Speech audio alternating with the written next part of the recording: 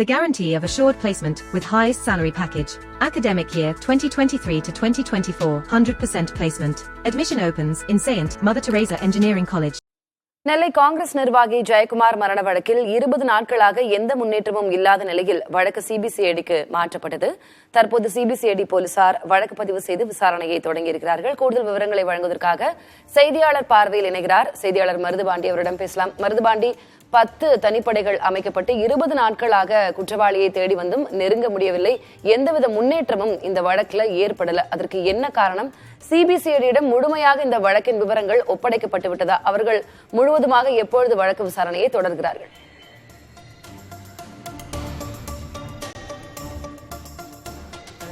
திருநெல்வேலி மாவட்டத்தின் கிழக்கு மாவட்ட காங்கிரஸ் கட்சி தலைவராக இருந்தவர் ஜெயக்குமார். இவர் கடந்த 2ஆம் தேதி கடைக்கு சென்ற நிலையில் இரவு வரை வீடு திரும்பாத நிலையில் மர்மமான முறையில் மாயமாகியிருந்தார். அதைத் தொடர்ந்து அவருடைய மகனானது உவரி காவல் நிலையத்தில் புகார் அளிக்கப்பட்டதைத் தொடர்ந்து வழக்கு பதிவு செய்யப்பட்டு 3 தனிப்படைகள் அளிக்கப்பட்டு மாயமான அவரை தொடர்ந்து தேடி வந்தார்கள்.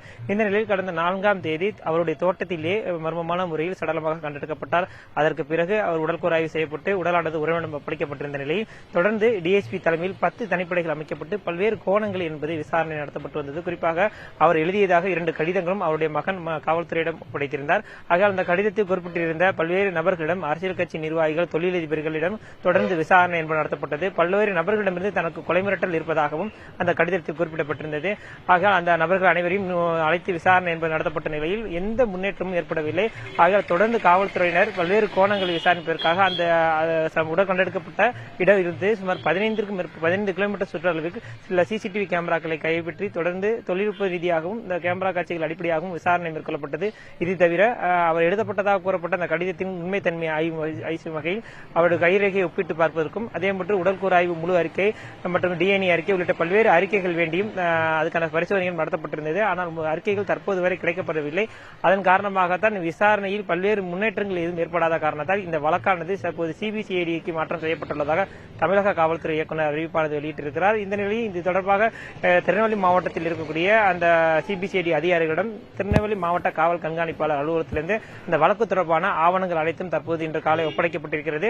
இதைத் தொடர்ந்து சற்று நேரத்திற்கு முன்பாக சிபிசிஐடி காவல்துறையினர் ஜெயக்குமார் மர்ம வழக்கு தொடர்பாக வழக்கு பதிவு செய்திருக்கிறார்கள். தற்போது சம்பவ இடத்திற்கு சிபிசிஐடி அதிகாரியாக இருக்கிற இந்த விசாரணை அதிகாரி உலகராணி அவர்கள் மற்றும் உவரி காவல் நிலையத்தில் 2ஆம் முதலாக காணவில்லை என புகார் கொடுக்கப்பட்ட அந்த காவல் நிலையத்தின் காவல் அதிகாரிகளும் சடலம் கண்டெடுக்கப்பட்ட அந்த இடத்தை தற்போது விசாரணையாக மேற்கொண்டு வருகிறார்கள். மேலும் என்ன மாதிரியான தடயங்கள் சேகரிக்கப்பட்டது, உடல் எங்கு கிடந்தது, அதனை நேரில் பார்த்தவர்கள் என்பது அனைத்து வகையான தகவலும் சேகரித்து விசாரணை என்பது மேற்கொண்டு வருகிறார்கள். விரிவான விசாரணை இன்னும் ஓரிரு மாதங்களுக்குள் நிறைவடையும் என எதிர்பார்க்கப்படுகிறது. அடுத்தடுத்த கட்ட வழக்கின் நகர்வுகள் குறித்தும் தொடர்ந்து தகவல்களை சேகரியுங்கள் மருதுபாண்டி. தற்போதைய விவரங்களுக்கு உங்களுக்கு நன்றி. The guarantee of assured placement with highest salary package. Academic year 2023 to 2024, 100% placement. Admission opens in Saint Mother Teresa Engineering College.